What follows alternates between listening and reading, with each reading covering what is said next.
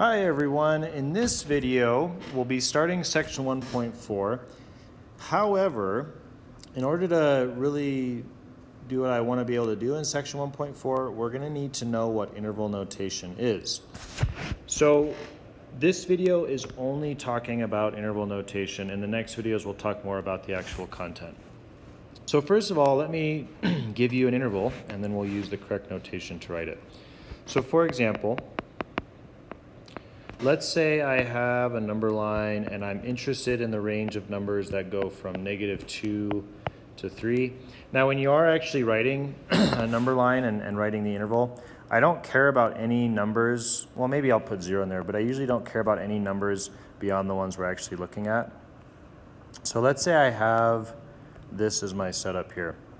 Let's say it was 2 to 3. And I want all of the numbers from 2 to 3. And since I'm using these closed circles, I'll try to fill them in a little bit better. That means I'm including -2 and 3. So first of all, this means all numbers between -2 and 3, including -2 and 3. So it's kind of annoying to have to write this out every single time. So mathematicians developed notation to help us out. One of the ways we could write this is using inequality notation. So in inequality notation, I would say something like, let's say the variable was x. I could say -2 is less than or equal to x, which is less than or equal to 3. So this means x is between -2 and 3, and because I also have the equals signs, I'm including -2 and 3. Now this is still a bit ambiguous because, well, for a variety of reasons, and it still takes a little bit more effort to write it. So mathematicians created what's called interval notation. And in this case, the way we would write it, it's kind of like an ordered pair, -2, 3. And I'm going to put what are called closed brackets or square brackets. And this is actually the exact same thing as that up there. So I know from context that we're talking about an interval, depending on what the problem is. And so I know that we're talking about all numbers between -2 and 3. Now let's say I change this a little bit, and let's do a couple more examples. So let's say I wanted -2 is less than x is less than or equal to 3. So now rather than including -2, I'm actually excluding -2. So on our number line, see, I'm not even going to include 0 this time. On our number line, we would use an open circle at -2 to show that we're not actually including -2. And if I wanted to write this in interval notation, I would use -2, 3 still. 3 has that closed bracket around it. And -2 has what we call an open bracket, which is also known as a parentheses. And so this is actually the same as that there. Another example, if I wanted to do, let's say -2 is less than x is less than 3. So now I'm just not including those two numbers, but I want all the numbers in between. That would be an open circle here, an open circle there.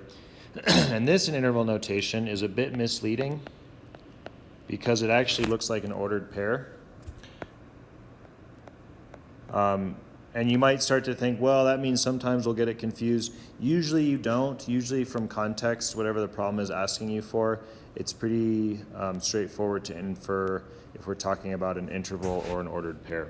So just to point out, this is actually the interval that's represented here. All the numbers in between -2 and 3. Okay, now this pretty much covers all of our bases except for a couple of unique circumstances. So there will be times where we just want all the numbers, let's say, greater than or equal to something, say -2. So this means that I'm including -2, so it's a filled in circle, and then I want all the numbers that way. So what we do here is we start with -2, and I'm going to use a closed bracket because I am actually including it. And I don't ever want to stop. So what I'm going to do is put a little infinity symbol here.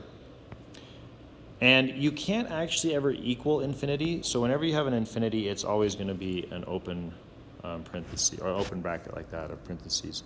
You'll never have a closed bracket around an infinity sign. Going the other way, let's say I wanted everything, all numbers less than or equal to -2.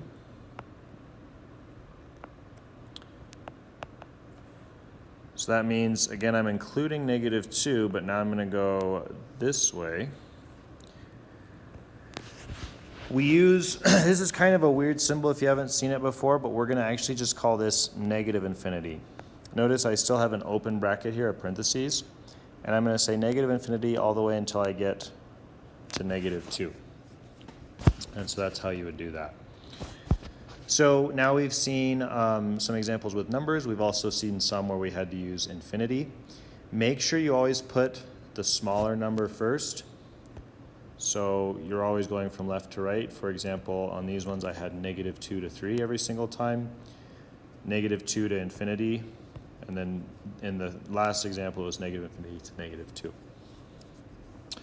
Okay, the very last example I want to do is what happens if you have more than one interval.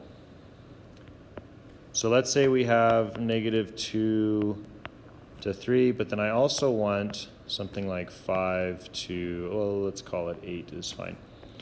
So let's say I have something like this. It's kind of a weird example, but that's okay. Let's say I had something like that. So first of all, let's write each of these intervals just to get some more practice with that. This would be -2 to 3. Notice I am including -2 and not including 3. This interval would be from 5 to 8. I don't include 5 because it's an open circle, and I do include 8 because it's a closed circle. Now I want to somehow join these together, and in math you could say something like, you could put maybe an or between them or an and, or you could use different language, but mathematicians actually created a symbol.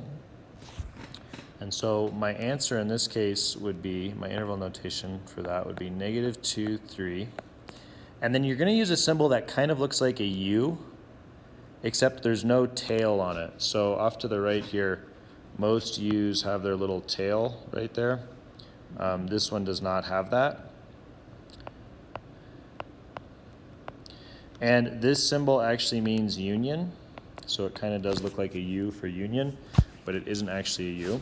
And so then if I wanted to describe this interval, these two intervals together, I would add both of these with that union symbol in between them. If you do put a tail on it, that's fine. I won't ever mark you off. However, if you do that next year, please tell them you went to Flag High and not Coconino High School, because it's just a little bit embarrassing. So make sure you do that. Okay, and so that brings us to the end of our interval notation video. I will be using this in the following videos, so please let me know if you're still unsure or you need a little bit of extra practice with this, and I can jump into maybe a breakout room or something and help you out.